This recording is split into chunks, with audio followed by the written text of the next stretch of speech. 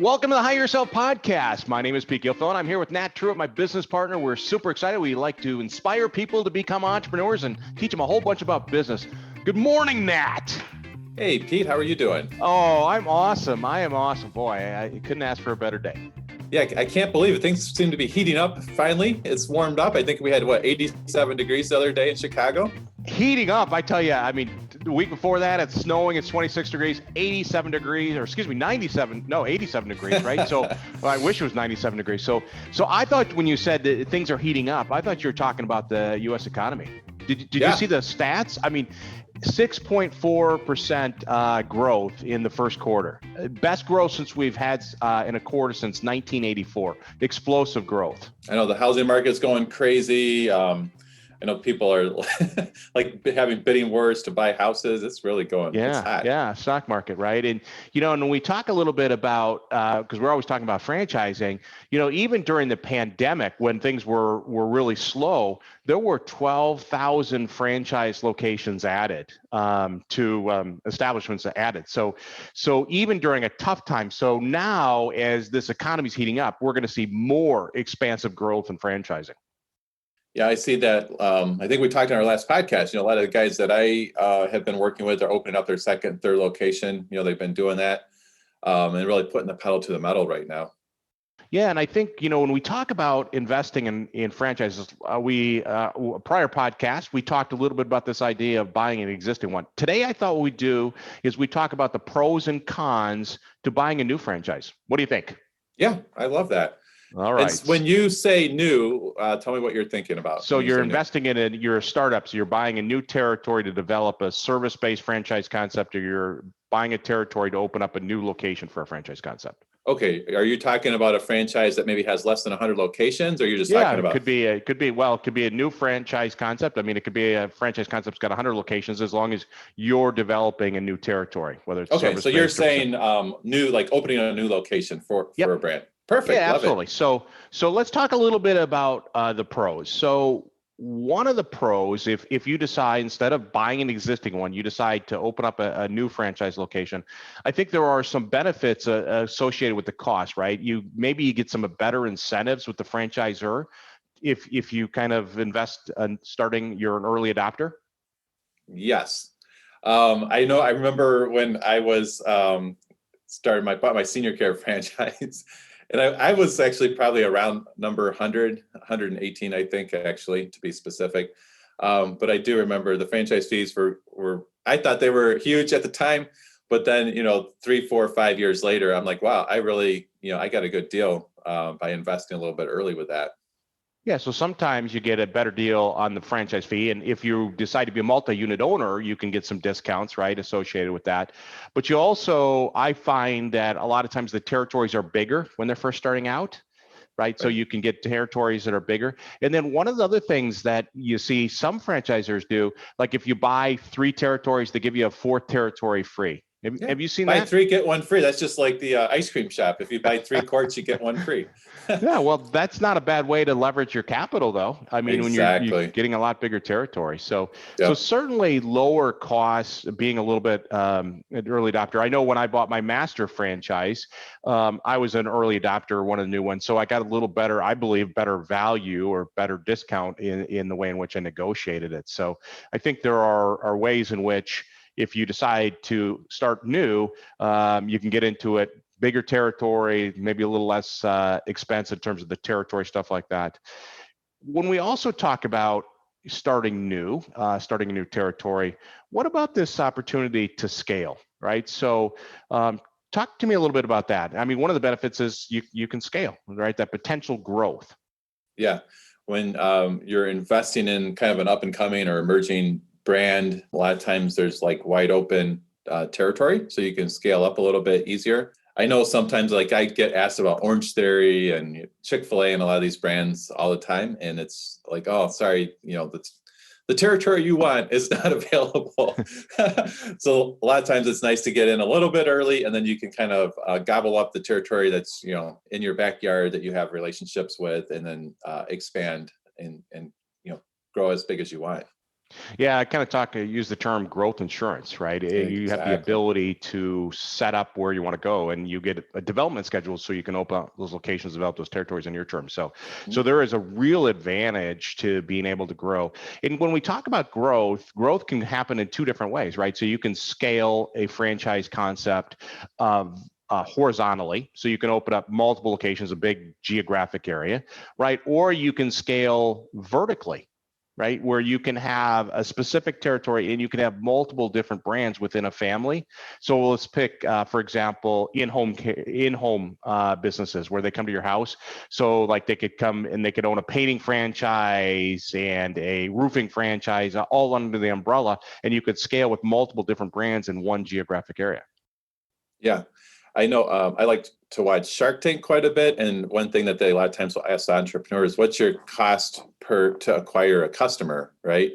Yeah. And so when you scale vertically, what you're able to do is essentially, you're acquiring the customer, and whether that's cost you $20 or $100 or $1,000, but then you can offer them more products and services. So I think that that is a pretty smart way to scale or leverage your marketing dollars. Yeah. So if you decide to start new, like I've seen people that will invest in multiple concepts for the same territory right out of the chute, right? So that they're trying to get a share of the household Hmm. spend, or another way to say it is create a cross referral, right? So when your painting company's there, they can say, hey, listen, do you know about our flooring company? They can certainly help you. So there's some real advantages. What about this idea? Another advantage to starting new is that when you get on the ground floor, you're part of the kind of the founding or the first group. And I think that ties into maybe a closer relationship. What do you Yeah. think?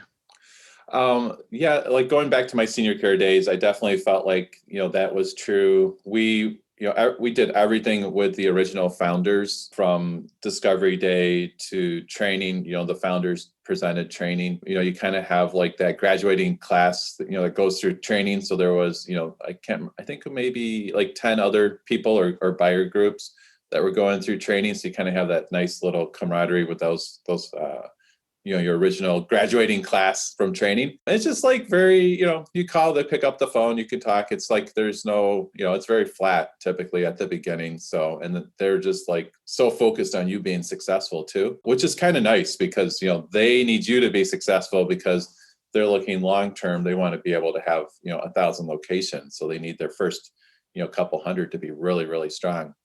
Yeah, so sometimes if they go from feeling like a family organization, right? That family Yeah. culture, it's smaller and stuff like that. And when they get big and they got a couple hundred locations, well, then maybe it shifts to more of a feel like a Fortune 1000 company, right? So Yeah. I think we've that's certainly right. seen that. Yeah, absolutely.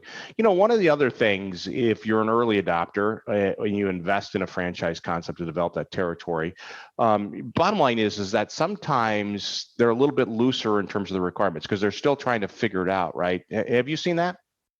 Yeah, I do think that it's important. When I talk to guys I'm working with, I kind of ask, I think it's a little bit of a risk profile because if you're thinking about being a little bit of an early adopter, some guys love that. You can just tell like psychologically, they're like, I love that. I want to be in early. I want to pick my territory. I want to have lots of runway. I want there to be some chaos because there's always some chaos. I would say before if a brand is like 100 locations or less. And then other guys are like, chaos is not for me. I want everything dialed in. So you think like a Supercuts or something like that, right? Yeah. It's like that is going to be like literally they're going to have documentation. They're going to have a step by step from day one to day whatever to get everything open. Like there's no thinking or guesswork involved with that. So it's kind of like I think it's important for people to do a little evaluation or think about like what would be a good fit for them. Some Yeah. guys, they like to have every detail ironed out, and some guys like to have a little bit of kick. I call it chaos. It's not that it's chaos with structure. Yeah, absolutely. Organized chaos, as some people Exactly, say. exactly. Yeah. So when we think about the pros, one, you can maybe get into a lower investment, right? You can have a bigger potential in terms of growth because you're kind of setting that up. You can have a better partnership because you're getting in early, more that family feel, and certainly kind of a little bit maybe flexibility in terms of the requirements. So as they've learned or dial in the system. So let's talk a little bit about some of the cons associated with investing with a new franchise. So let's talk a little bit about that, right? Is that, as a new adopter, and you kind of touched on it earlier, is that you have a responsibility being an early adopter or starting new to help them dial in the business model a little bit or the franchise model. Mm-hmm. Yeah, I think when you buy a franchise, you're always paying for a proven product or service, and you're always paying for a proven sales and marketing strategy. So I think that those are going to typically be dialed in. So I would say it's going to be 95% dialed in. And there's just going to be some nuances as, it's kind of like a energizing, like, hey, I found this online place to post and this created a whole bunch of leads type thing. So maybe it's like more like, just trying, maybe as you're growing in the early days, you're kind of collaborating on how to get more leads or how to get more employees or things like that. But in general, I feel like franchising is going to be pretty dialed in from day one. But they're going to value your input as the owner, and they will, like, especially if you can figure out how to get more clients, get more employees, just things like that. You're going to find out as your boots on the ground, things that are working for you.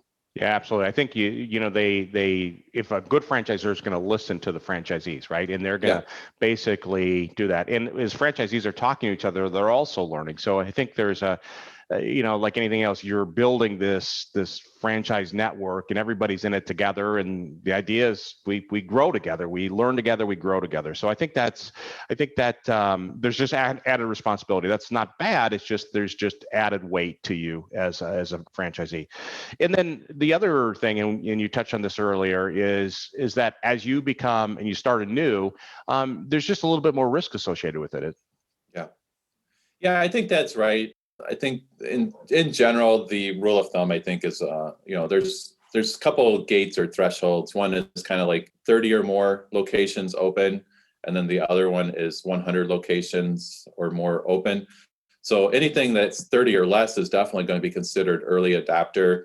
Anything that's like 30 to 100 is still going to be, it's going to be like kind of I don't know what a good term would be, but it's still going to be like ironing out some of the kinks and all that. And then once you get over 100, it's going to be like very turnkey in general, in my opinion.